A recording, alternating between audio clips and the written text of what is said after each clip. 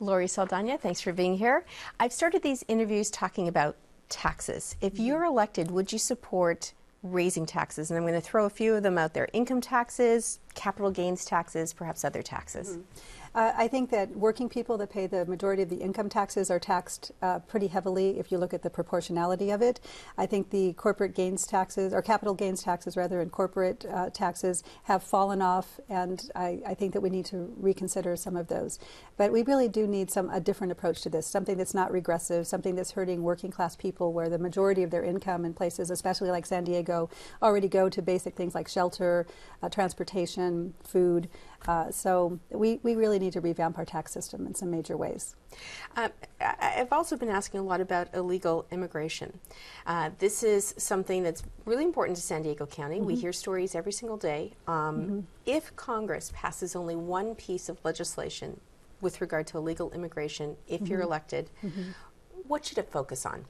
I think it needs to focus on fairness in the application process. So many people get fed up. They pay a lot of money. The fees have gone up and up and up over the last 10 years, and the process is slow and inefficient. I think we need to make the process efficient. We've seen a reverse. We've actually seen more people leaving the United States, returning to their home countries because the economy has, in some cases, improved more in Mexico and elsewhere faster than it has here in the United States. So it's a time for us to catch our breath and look at these immigration policies and improve on them. And so I would say let's make them more efficient, more fair, and this is a rare opportunity to do that.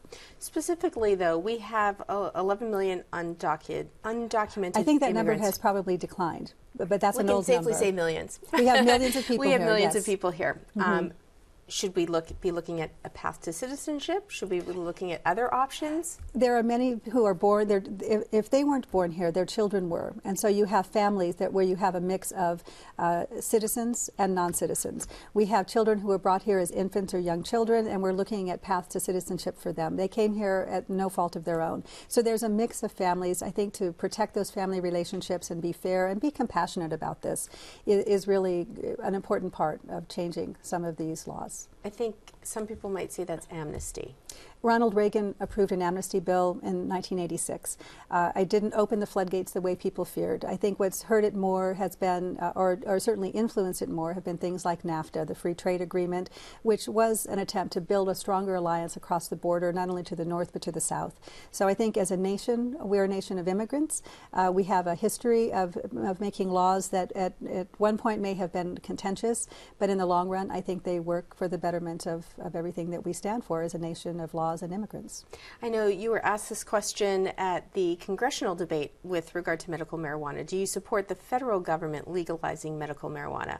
Well, I don't think we're going to get there soon. I think they need to respect the states that have, especially in a ballot measure, have approved that, have created a legal approach to medical marijuana, and that's the biggest concern I have now is the millions of dollars coming into San Diego to enforce closing medical marijuana pharmacies or dispensaries. I think it's a bad use of federal dollars at a time of a budget deficit, and I think that the federal government needs to respect those states and communities that have passed local laws on medical marijuana. It's interesting because I probably spent a lot of time with Scott Peters discussing this very issue, and he had a very similar answer in terms of the federal government respecting states who have passed this. Right now that doesn't happen, and we've had a number of guests come on the show and say, look, you know, we can shut them down because the federal law says it's illegal. So do you need to actually change a federal law? I authored a bill to change the state law and say that local law enforcement cannot cooperate with the federal DEA and the federal Department of Justice to prosecute people, because here's what happens. We pay the price in California. People who are prosecuted, people who go to prison, we lose them as contributing taxpayers to our tax base. We pay for their incarceration. And right now the incarceration rates in California are really bankrupting our state. As a nation, we are really incarcerating too many people on drug, alcohol abuse issues, which often are tied to mental health issues. And so I think that I authored a bill. It did not get signed by the governor, but I've certainly taken strong action in that regard, and I think I would continue to do so at the national level.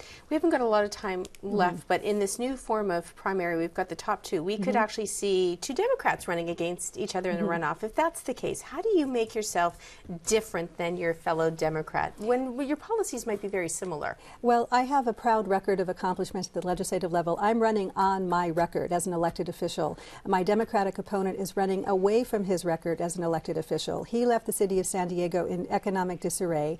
That's why I have the endorsement of Donna Fry, of Marty Emerald, of Tony Young on the city council.